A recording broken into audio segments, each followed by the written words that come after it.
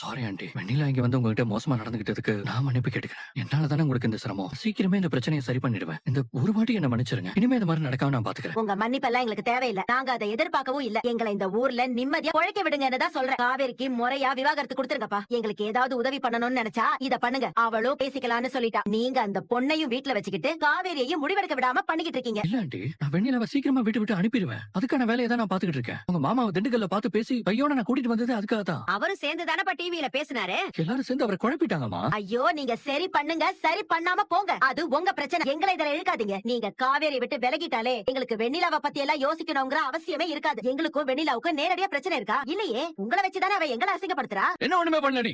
விஜய், வெண்ணிலாவை இந்த வீட்டுக்குள்ள காவேரி கூட்டிட்டு வந்தப்ப நீ என்னெல்லாம் பண்ணனு எனக்கு தெரியாதுன்னு நினைச்சியா?